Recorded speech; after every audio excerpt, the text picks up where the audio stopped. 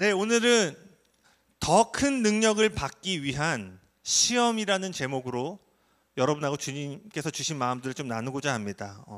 이번 주 설교를 좀 전하게 된 것을 듣고 하나님께 기도했어요. 하나님, 어떤 말씀을 전하기 원하십니까?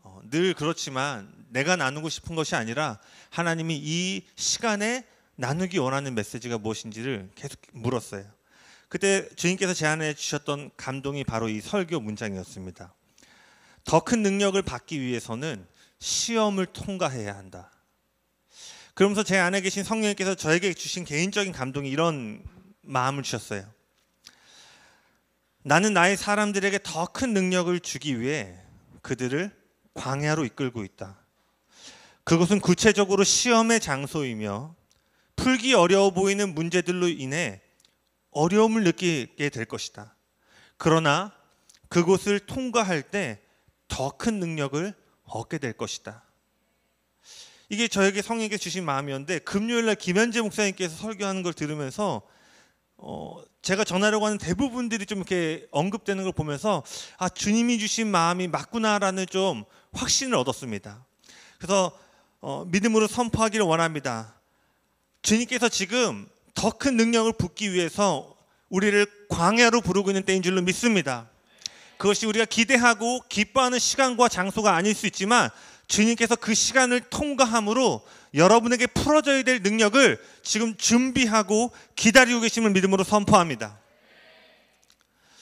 성경에는 두 종류의 시험이 있습니다. 하나는 하나님이 주시는 시험이고요, 다른 하나는 마귀가 주는 시험이죠.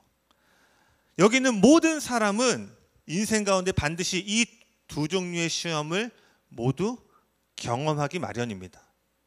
지금 아닐지라도 우리는 계속해서 하나님이 주시는 시험 또는 원수가 주는 시험을 계속 경험하게 된다는 거예요. 근데 여러분, 어떠한 종류의 시험이든지 우리가 시험의 때를 지나갈 때 그 어려움과 어떻게 보면 두려움의 시간을 통과할 때 명심해야 될 두 가지 진리가 있습니다. 더 많이 있을 수 있지만 저는 오늘 이 두 가지를 나누고 싶은데, 첫 번째는요, 마귀는 우리에게 마땅히 있어야 할 것을 빼앗기 위해 시험합니다. 하지만 하나님은 우리에게 마땅히 있어야 할 것을 공급하기 위해 시험하신다는 거예요. 여러분, 이거 잘 기억하셔야 돼요.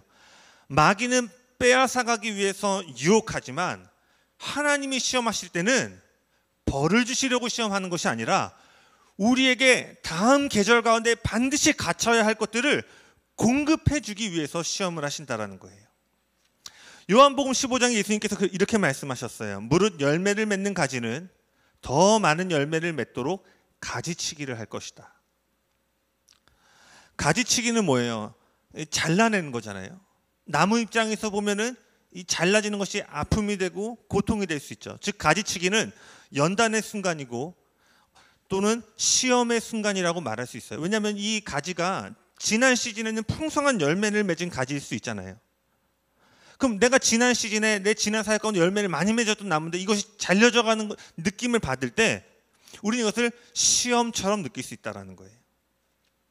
그래서 요한복음에 예수님이 뭘 말씀하셨냐면, 우리 삶의 때로는 고통스럽게 여겨지는 연단과 시험의 시간이 사실은 더 많은 열매를 맺기 위해, 더 많은 증가를 이루기 위한 농부, 즉 하나님의 헌신의 모습이라고 이야기하는 것입니다. 다시요, 그래서 그분의 시험은 언제나 우리에게 더 많은 것을 주는 데 목적이 있다는 거예요. 혹시 오늘 광야 가운데 있는 것처럼 느껴지고 시험을 받는 것처럼 느껴지는 시간을 지나가고 계신 분들이 계십니까?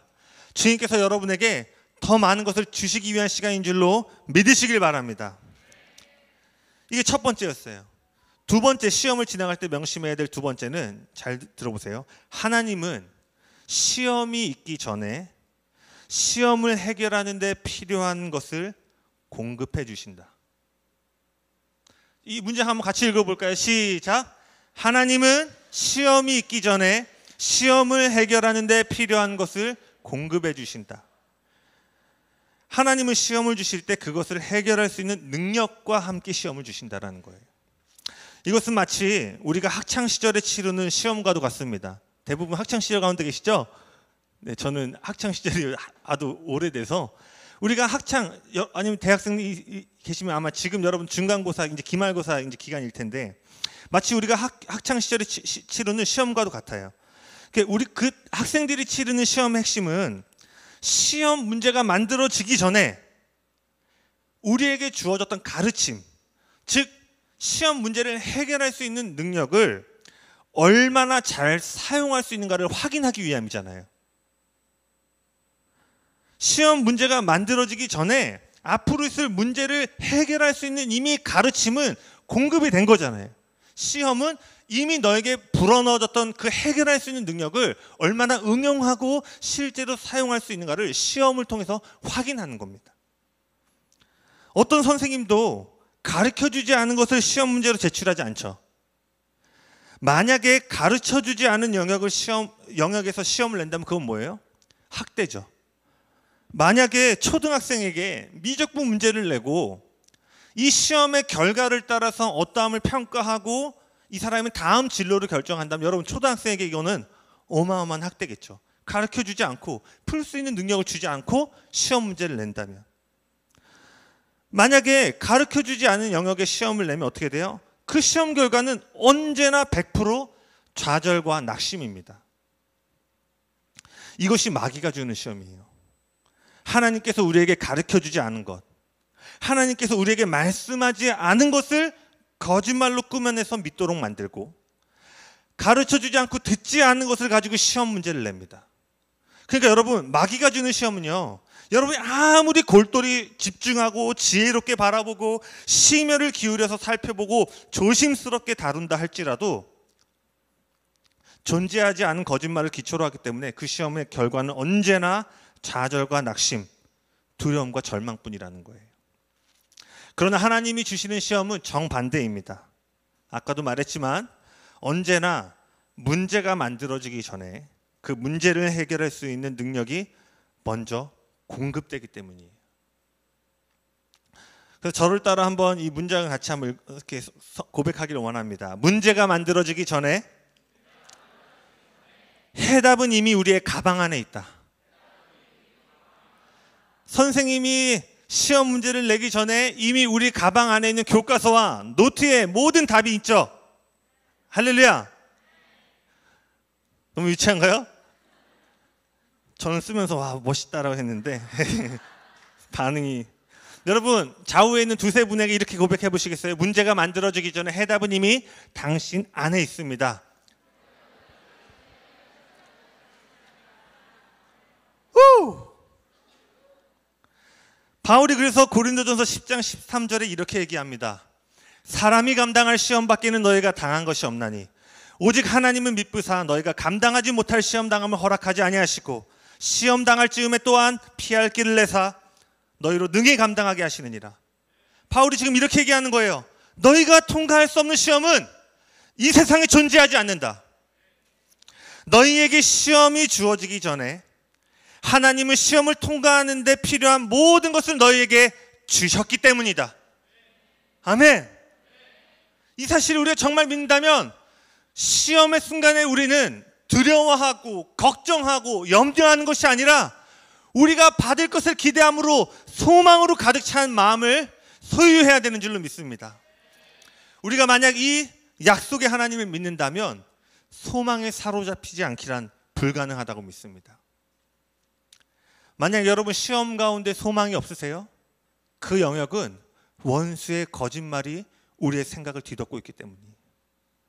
만약에 정말 여러분이 문제가 만들어지기 전에 내 가방에 해답이 있는 것을 안다면 어떠한 시험도 우리가 기쁨으로 돌파할 수 있는 줄로 믿습니다.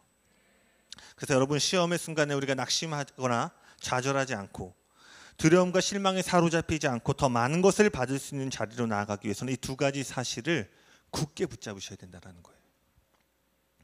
두 가지 뭐였죠? 하나님은 주시기 위해 시험하시고 하나님은 문제를 내시기 전에 해답을 먼저 주신다. 그렇다면 이 광야, 하나님의 사람들을 광야로 부르시고 시험하시는데 광야에서는 구체적으로 어떠한 시험이 치러지는가? 그리고 우리에게 이미 주어진 해답은 무엇이며 그것을 사용한다는 것이 구체적으로 어떤 모습일까를 좀 더 보기 원합니다. 제가 이것에 대해서 기도할 때 하나님께서 성경에서 나와 있는 광야에서 40일 동안 치러진 두 가지 시험의 장면이 나옵니다. 그 두 가지 광야의 시험을 생각나게 하셨어요. 첫 번째가 바로 민수기 13장에 나오는 그 출애굽한 이스라엘이 12명의 정탐꾼을 보낸 장면입니다. 민수기 13장에서도 나눌 것들이 많이 있지만 오늘은 몇 가지 나누고자 하는 것들에서 본문을 읽지는 않겠습니다. 나중에 시간이 되시면 13장을 꼭 읽어보시면 좋을 것 같아요. 이 12명의 정탐꾼을 보내는 장면을 보시면요, 그 이스라엘이 지금 이집트에서 출애굽하여서 지금 약속의 땅, 가나안 땅 입성 직전 그 문턱까지 와 있는 거예요. 근데 그들이 어떻게 하냐면 우리가 아는 것처럼 10가지 재앙을 통과했고 홍해가 갈라지는 기적, 구름 기둥과 불 기둥이라는 가시적으로 보이는 하나님의 임재의 인도하심을 따라서 엄청난 기적을 경험하여서 지금 가나안의 문턱까지 와 있는 상황입니다. 그리고 그 문턱에서 이제 약속하신 땅에 들어가기 전에 모세가 12명의 정탐꾼을 보내서 그 땅에 대해서 좀 더 자세히 살펴보고자 했어요. 그러면서 모세가 이 정탐꾼을 보내면서 두 가지 명령을 줍니다. 첫 번째는 직접 목격할 것을 들려줄 것과 그 땅의 열매를 가지고 돌아올 것을 명령해요. 그래서 40일에 걸쳐서 정탐꾼들이 그 땅을 정탐하고 나서 다시 이스라엘과 모세에게 돌아왔습니다. 그러면서 그들은 두 가지 보고를 해요. 첫 번째는 그 땅이 젖과 꿀이 흐르는 땅입니다. 그 두 번째는 그런데 그 땅에 어마어마한 거인들이 이미 그 땅을 차지하고 있습니다. 여러분, 젖과 꿀이 흐르는 땅이라는 보고는 출애굽기 3장 8절에 보면요, 하나님께서 모세를 부르시면서 젖과 꿀이 흐르는 땅으로 내가 너를 인도할 것이라는 약속이었어요. 즉 이 말은 뭐냐면, 그래서 여러분이 나중에 민수기 13장을 보면 정탐꾼들이 과연 젖과 꿀 흐르는 땅이 맞았습니다라고 얘기해요. 즉 이 첫 번째 보고는 하나님이 하신 말씀이 분명한 사실이 맞습니다라고 그들이 그 열매를 통해서 이야기했다라는 거예요. 이것은 하나님이 이스라엘에게 하신 말씀의 확증이었어요. 그런데 그 땅을 거대한 거인이 차지하고 있으며 그 땅을 얻기 위해서는 어쩌면 죽을지도 모르는 전쟁을 치러야 한다는 것은 하나님이 주신 약속에는 없던 내용이었어요. 이스라엘은 하나님이 하신 말씀과 하지 않은 말씀 중에 어느 것에 집중해야 될지를 지금 광야에서 선택해야 되는 순간이었습니다. 여러분, 그 하나님께서 아브라함을 부르시는 장면이 있어요. 그 본토 아비집, 너의 고향과 아비집을 떠나 내가 내게 명하는 그곳으로 너가 가라라고 말씀하신 장면이 창세기에 나옵니다. 근데 여기서 구체적으로 어디로 어떻게 가라고 말씀하지 않으시고 그냥 고향을 떠나서 가라라고 해요. 우리가 성경 시대의 문화를 안다면 오늘날처럼 대도시 문화가 있고 이사가 자유로운 시대가 아니었어요. 땅은 곧 생명을 의미합니다. 그래서 이스라엘이 그 땅을 12개로 나눠서 매매하고 할지라도 그 안식년이 되면 다시 그 땅을 제자리를 돌려놓으라고 하잖아요. 그러니까 오늘날처럼 쉽게 이사할 수 있는 상황이 아니라 고향집을 떠난다? 이것은 내 모든 정체성과 앞으로의 모든 내 삶을 버리겠다라는 의미예요. 근데 버리라고만 얘기하고 어디를 어떻게 가라고 한지를 말씀하지 않으셨어요. 제가 말하고 싶은 부분은 아브라함이 지금 자기가 있는 자리에서 열방을 축복하는 더 큰 자리로 나아가기 위해서는 하나님이 자신에게 하신 말씀보다 말씀하지 않은 것, 죄송합니다. 하나님이 말씀하지 않은 것들이 더 많은 여정을 걸어가야 됐다라는 거예요. 그래서 여러분, 우리가 더 많은 것을 받을 수 있는 자리로 나아가려면요, 하나님이 여러분에게 하신 말씀에 집중하셔야 된다는 거예요. 근데 우리가 믿음 여정을 가다 보면 어떻게 돼요? 주님 딱 한 문장만 주시고 그 다음에 어디로 어떻게 될지를 말씀 안 하셨어. 그 가다 보면 우리는 하나님이 하신 말씀에 집중하지 하는 게 아니라 하나님이 말씀하지 않은 그 수많은 생각들에 집중하다 보니까 질문과 의심이 들어오기 시작하죠. 이것이 민수기 13장에 이스라엘에게 일어났던 일이에요. 10명은 그 땅의 거인들, 즉 하나님이 하지 않는 말에 집중했죠. 지금 잘 따라오고 계시죠? 하나님은 거인에 대해서 언급하지 않으셨잖아요. 젖과 꿀이 흐르고 복된 땅이 될 것이다. 근데 정탐을 하고 왔더니 하나님이 말씀하지 않은 거인들이 있다라는 거예요. 죽을지도 모르는 싸움을 해야 된다라는. 근데 10명은 하나님이 하시지 않은 말에 계속 집중하기 시작하는 거예요. 그러나 여호수아와 갈렙은 그 땅의 열매들, 즉 하나님이 자신들에게 하신 말씀에 집중했어요. 그리고 완전히 상반되는 결과를 낳았습니다. 하나님이 하지 않는 말에 집중했던 10명은 약속에 대한 불신과 반역, 부정적인 불평의 목소리로 순식간에 수많은 사람들에게 부정적인 영향을 끼치게 됩니다. 그리고 그 결과가 참담했죠. 우리가 아는 것처럼 40일의 날수 하루를 1년으로 계산해서 이 일로 인하여 이스라엘 백성이 40년 동안 광야를 배회하는 운명에 놓이게 됩니다. 그들의 목적지가 본래 광야가 아니었음에도 불구하고 하나님이 말씀하지 않은 것에 집중함으로 말미암아 그들의 목적지가 광야로 끝나게 되었다는 거예요. 여러분, 이처럼 우리의 인생에서 하나님이 우리에게 하신 말씀보다 하지 않은 말에 집중하게 되면 걱정과 두려움, 낙심과 절망에 사로잡히게 됩니다. 그렇게 되면 약속을 이루는 데 필요한 능력의 공급이 차단되기 시작해요.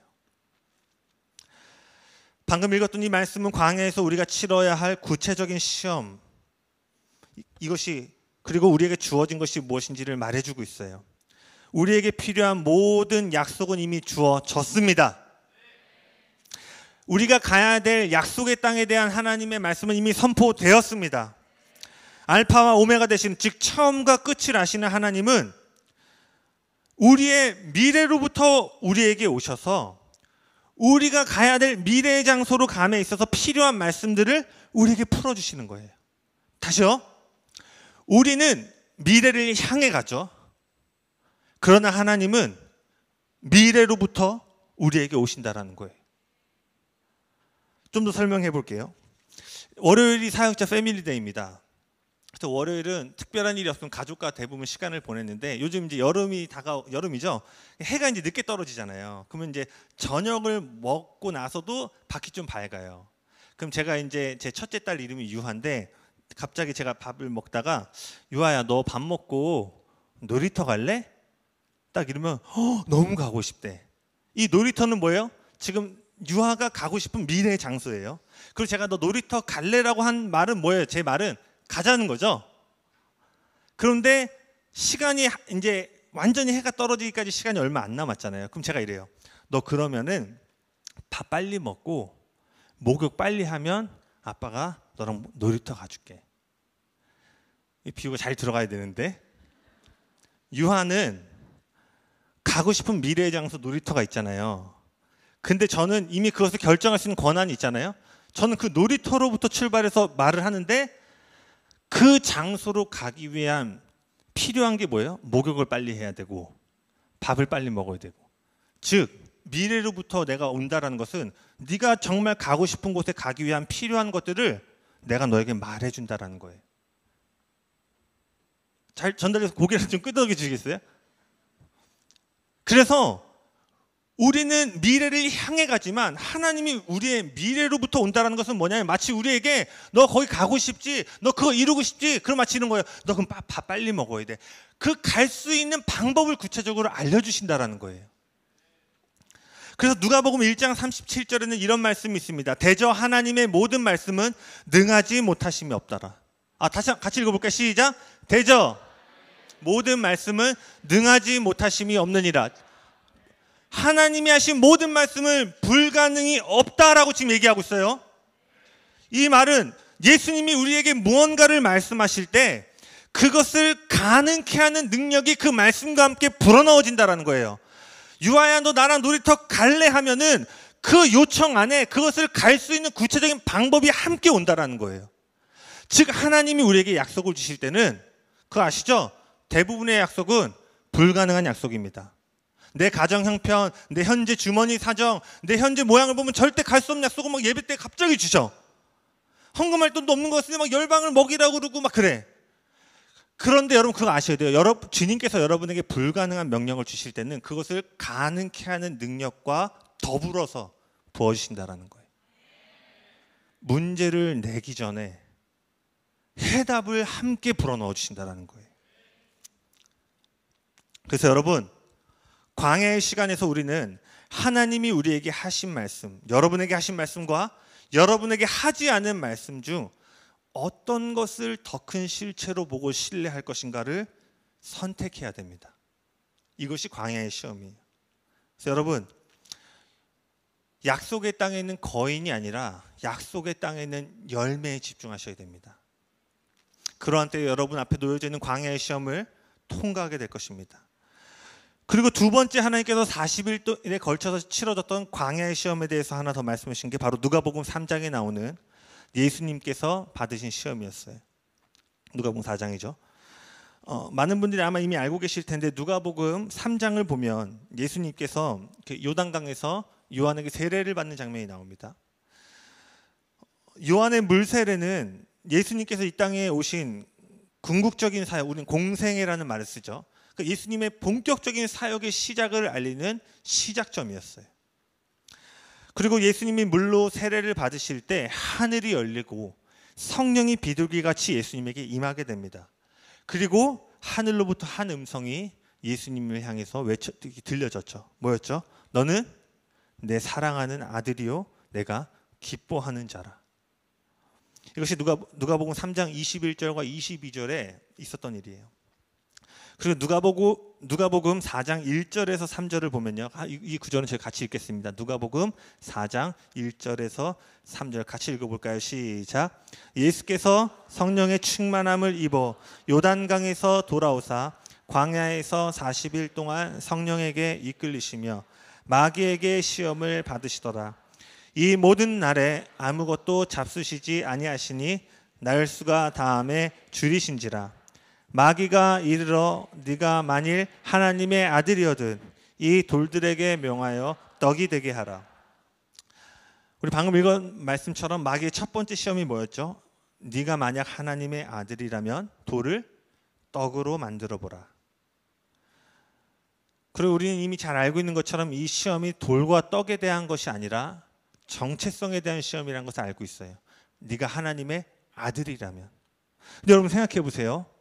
예수님이 지금 광야로 오시기 직전에 들은 음성이 뭐였죠? 너는 내 사랑하는 아들이요 내 기뻐하는 자라. 마귀가 했던 첫 번째 시험은 아버지께서 아들을 향해 하신 말씀을 공격했다라는 거예요. 그리고 두 번째로 그 말씀을 공격함으로 예수님의 정체성을 공격하기 시작했다라는 거예요. 에덴 동산에서 이루어진 마귀의 시험도 보세요. 하나님이 정말 그렇게 말씀하셨어? 정말 먹지 말라고 하셨어? 마귀는 언제나 여러분 광야에서 하나님이 여러분에게 하신 말씀을 의심하게 만듭니다. 그리고 두 번째, 그 말씀을 의심케 함으로 여러분의 정체성을 의심하게 만듭니다. 이것이 역시 앞에서 살펴본 민수기 13장에 일어난 일과 동일해요. 10명의 정탐꾼은 하나님이 주신 약속의 말씀을 의심케 만들었죠. 그리고 그 결과가 뭐냐면 아까 보진 않았지만 그러면 이스라엘의 정체성은 뭐예요?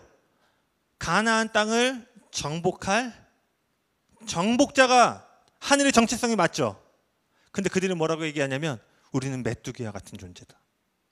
저 거인들 앞에서는 밟으면 죽을 수밖에 없는 메뚜기와 같은 존재다. 여러분, 하나님이 여러분에게 주신 약속에서 여러분이 멀어지면 여러분은 정체성을 상실하게 됩니다. 단지 너는 사랑받는 자야가 아니라 하나님이 여러분을 통해 하기 원하시는 정체성이 있는데 약속으로부터 멀어지기 시작하면 우리의 정체성이 상실되어진다는 거예요. 마귀는 언제나 우리의 정체성을 흔들기 위해 공격하죠. 왜냐? 정체성을 상실하게 되면 우리가 하는 모든 반응이 결국 실패로 끝나기 때문이에요. 우리는 예수님의 시험의 말씀을 다 알고 있습니다. 예수님은 마귀의 3번의 시험을 모두 기록된 말씀으로 승리하셨죠. 예수님은 마귀의 질문에 반응하지 않고 하나님이 하신 말씀에 반응하심으로 시험을 통과하셨습니다. 여러분, 하나님의 말씀이 우리 삶에 선포되는 것을 무엇이라고 하죠? 계시되었다. 계시라고 얘기하죠.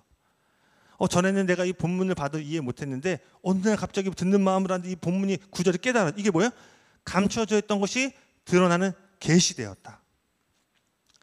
여러분, 그래서 계시는 능력이 있어요. 그러나 여러분 기억하세요. 질문과 의심은 어떠한 능력도 없습니다. 어떠한 질문도 하지 말라는 게 아니에요. 믿음의 여정을 감에 있어서 질문하지 말라는 이야기 아닙니다. 하나님 나라에서는 질문이 허락돼요. 누군가의 말처럼 좋은 답은 좋은 질문에서 시작되기 마련이에요. 근데 제가 말하고자 하는 것은 우리 삶에 일어나지 않은 일, 하나님이 말씀하지 않은 일에 대한 질문은 어떠한 능력도 없다라는 거예요. 하나님의 임재에 대한 인식보다 문제에 대한 인식이 더 커질 때, 우리에게 주어진 계시보다 우리가 답을 갖고 있지 않은 질문을 더 크게 바라보면요, 우리는 어둠의 권세에 반응하는 삶을 살게 됩니다. 잘 들어보세요. 여러분이 대놓고 마귀가 하는 일을 존경하고 영향을 받고 따르겠다라는 게 아니라, 우리가 만약에 하신 말씀보다 하지 않는 말씀에 계속 집중하게 되면요, 마귀가 우리의 생각과 중요한 가치관을 형성하는 그 일에 영향을 주는 자리를 원수가 차지하게 된다는 거예요. 그렇게 되면 우리도 모르는 사이에 사실 우리는 마귀의 영향을 받고 이 땅을 살아가게 된다는 거예요. 잘 따라오고 계시죠? 우리의 생각과 마음에 영향력을 미치는 자리를 원수가 차지하도록 둬서는 안 된다는 것입니다. 그래서 여러분, 성경을 보면요, 예수님은 단 한 번도 원수, 마귀에게 반응한 적이 단 한 번도 없으신 거 아세요? 요한복음 5장 30절, 내가 스스로는 아무것도 할 수 없나니 나는 아버지가 행한 것을 보고 아버지가 말씀하시는 것을 보고 들은 대로 그대로 할 뿐이다. 예수님은 단 한 번도 문제에 반응하신 적이 없다라는 거예요. 그분은 언제나 임재에 반응하심으로 문제를 다스리셨습니다. 할렐루야. 우리는 문제에 전전긍긍하며 어떻게 해야지 뭐 먹고 살지 고민하면서 가는 인생이 아니라, 하늘의 보좌 임재 위에서 문제를 다스리는 자리로 부르심 받았다라는 거예요. 이것이 우리의 정체성인 것입니다. 그래서 결론입니다. 하나님은 그래서 지금 이 광야의 시간을 통해서 저에게 주신 마음이, 여러분을 통해 일하기를 갈망하고 계신다라는 거예요. 그래서 여러분이 주저앉아 있으면 안 되고 소망의 공기로 가득 찬 심령을 소유하셔야만 된다는 것입니다. 누가복음 4장 14절 한번 읽어볼까요? 누가복음 4장 14절입니다. 같이 읽어보겠습니다. 시작. 예수께서 성령의 능력으로 갈릴리에 돌아가시니 그 소문이 사방에 퍼졌고. 누가복음 4장 1절에 보면요, 예수님은 성령의 충만함 가운데 광야로 들어가셨어요. 그러나 방금 읽었던 14절, 광야를 나오실 때는 능력으로 충만해지셔서 나오셨어요. 성령으로 충만하여 광야로 들어가셨습니다. 이것은 내적 충만입니다. 우리 안에 거하시는 성령님. 그러나 그분이 광야를 나오실 때는 성령이 그 위에 머무시, 외적 충만함, 능력으로 나오셨다는 거예요. 요단강에서는 성령이 비둘기와 같이 예수님 안에 거하셨죠. 그리고 광야에서 나오실 때는, 제 말이 잘 전달됐으면 좋겠어요. 성령이 안에 거하셨는데 광야에 나올 때 어떻게 해요? 성령이 우리 위에. 그리고 이제 그 위에 부어진 능력으로 예수님이 이제 공생의 사역을 본격적으로 시작하시면서 마귀의 일을 멸하시고 천국이 가까이 온 것을 선포할 뿐만 아니라 그 나라의 실제를 이 땅 가운데 쏟아내기 시작했다는 거예요. 여러분, 성령님이 여러분 안에 계시는 것은 여러분을 위함입니다. 성령님이 제 안에 거하실 때, 내 안에 내적 충만함으로 거하실 때는 저를 위함이에요. 그런데 여러분, 성령님이 우리 위에 임하실 때는 여러분만이 아니라 여러분과 연결되는 사람과 공동체와 도시를 위함입니다. 아멘. 저를 따라 한번 고백해 보시겠어요? 성령님이 우리 안에 거하시는 것은 우리를 위해서다. 그러나 성령이 우리 위에 머무시는 것은 다른 이들을 위함이다. 그분은 우리 안에 거하시는 것을 기뻐하세요. 그리고 날마다 우리를 향해서 말씀해 주기를 원하세요. 너는 내 사랑하는 아들, 딸들이다. 내가 너를 기뻐한다. 그것을 우리 안으로부터 그 음성을 들려주기를 원하세요. 그러나 동시에 그분은 우리를 통하여 흘러넘치기를 갈망하십니다. 우리 안에 거하시는 것을 기뻐하지만 저는 이 갈망을 꿈이라고 말하고 싶어요. 하나님 우리를 존재적으로도 기뻐하시지만 우리 각 사람을 향해 꿈을 꾸고 계시는데 그것이 뭐냐면 우리의 배로부터 하나님의 나라가 흘러넘쳐 나오는 것을 꿈꾸고 계신다라는 거예요. 그래서 그분은 우리 안에서 충만하시는 것도 기뻐하시지만 우리의 삶의 위로부터 충만함이 흘러넘치기를 꿈꾸고 계신다라는 거예요. 그리고 그 일이 언제? 광야의 시험을 통과함으로 이루어졌다라는 거예요. 다시 한번 얘기합니다. 혹시 지금 이 기간에 광야와 같이 답답하고 막혀있고 어려움을 느끼는 시간 가운데 계신 분들 있습니까? 여러분 상에 흘러넘치기를 원하시는 하나님의 꿈이 지금 그 시간 가운데 그 장소 가운데 같이 있음을 믿음으로 선포합니다. 하나님의 음성을 듣는 자리에서 우리가 이 내적 충만에서 우리가 뭘 발견하게 되냐면 우리를 향한 하나님의 사랑을 발견하게 돼요.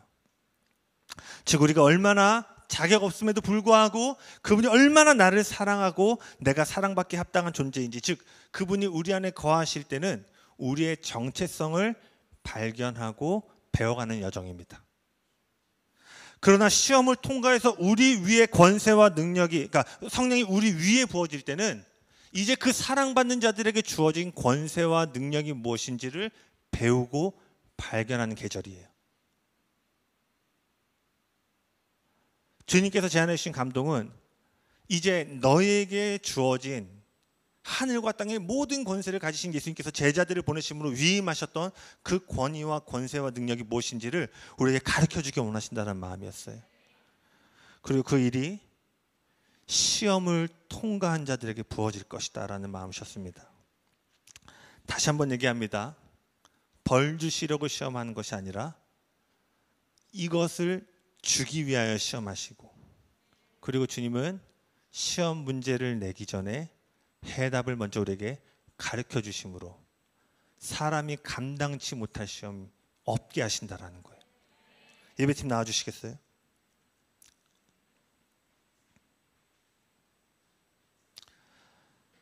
주님께서 이 계절에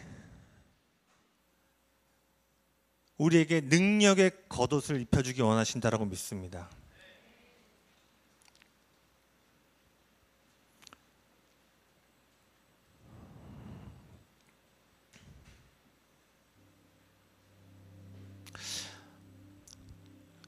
다윗이 사무엘이 선지자가 와가지고 그 이새의 아들 집에 와서 기름 붓고 네가 이제 사울의 뒤를 이어 왕이 될 것이다 라고 하잖아요. 그리고 우리가 아는 것처럼 그러고 나서 10년이 넘도록 한 나라의 대통령과 군부대로부터 잡히면 죽는 여정들을 보내게 되죠. 근데 여러분 초반에 보면요, 여기도 똑같아요. 다윗이 만약에 그 광야 시험 가운데 계속 질문들이 들 거 아니에요. 하나님 분명히 이렇게 말씀하셨는데 왜 이렇게 사업이 안 풀려? 하나님이 분명히 이렇게 말씀하셨는데 왜 이렇게 사역이 안 풀려? 하나님 분명히 이런 약속을 주신 것 같은데 지금 현재 처해 있는 모습을 보니까 나에게 주신 약속과 현재 처해 있는 형편이 너무 괴리감이 느껴져. 그때 막 질문을 던지고 진짜 그렇게 말씀하신 거예요? 근데 그때요, 다윗이 꺼내놓을 수 있는 카드가 하나밖에 없는 거예요. 사무엘을 통해 들은 말씀.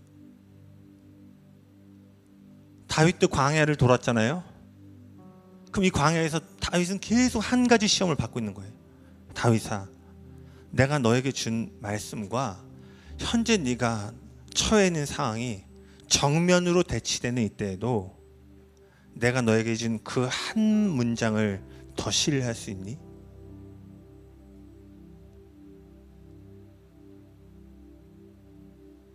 여러분 인생 가운데 아마 여기 계신 분들 저를 보면 모두 마찬가지일 거예요. 여러분이 기도해서 들은 말씀보다 여러분 상황이요, 듣지 못한 상황들이 더 많을걸요. 오늘 말씀을 기억하시길 바라면 주님이 그 순간에 묻는 거예요. 너 이렇게 재정적으로 어려워도, 재정 얘기가 왜 이렇게 나오는지 모르겠네요. 네 미래가 그렇게 불확실해도 내가 너에게 본토 아비 집을 떠나라고 했던 그 말씀에 큰 축복이 있음을 넌 여전히 신뢰할 수 있겠니?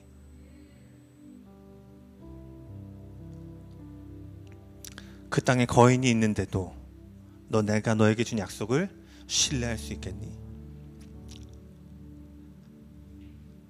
그때 우리가 여호수아와 갈렙처럼, 예수님처럼, 주님이 하지 않은 말씀이 아니라 주님이 나에게 주신 말씀에 집중합니다. 그럴 때 광야에 길이 나고 사막에 샘이 나는 놀라운 돌파와 기적이 우리 인생 가운데 풀어지게 될 것이에요. 그리고 그것이 이제 여러분을 위해서 일하시는 하나님이 아니라 여러분을 통해서 나타나게 될 것입니다.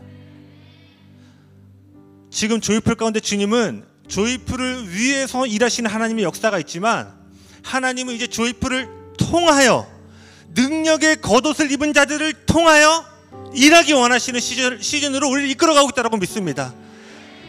여러분, 믿음으로 선포합시다. 시험을 능히 감당할 능력이 여러분 안에 이미 주어졌습니다. 할렐루야! 우리 이 시간 한번 기도하기 원합니다. 성령님을 구하기 원합니다. 로마서 8장 26절에 이렇게 기록되어 있습니다.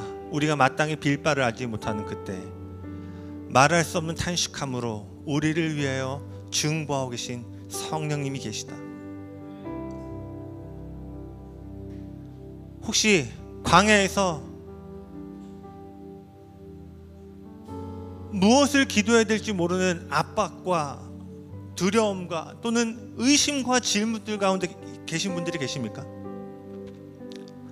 여러분의 생각과 감정을 붙잡지 마세요. 그분의 약속을 붙잡으세요. 네가 무엇을 기도해야 될지도 모르는 그때 내 안에 계신 성령님이 너의 인생을 향해 끊임없이, 이게 뭐예요? 초자연적인 중보 사역을 성령님이 하고 계신다라는 거예요. 자연적인 건 우리가 이해하고 알 수 있는 거잖아요.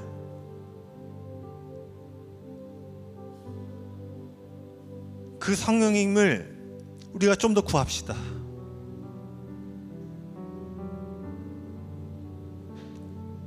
여기 계신 분들이 정말로 무엇을 기도할지도 모르는 우겨쌈 가운데 계신 분들, 여러분을 위해 중보하고 있는 이 약속의 말씀을 붙잡고 우리 한번 기도합시다. 성령님 더 임하여 주십시오. 성령님 더 임하여 주십시오. 나를 위해 기도하고 계신 그 중보 기도 가운데 오늘 협력하여서 동일한 기도의 흐름 가운데 나아가게 하여 주십시오. 우리 좀 자유롭게 성령님을 구하면서 우리 좀 기도하며 나아갑시다. 기도합시다. 예, 성령님이 시작 기도합니다.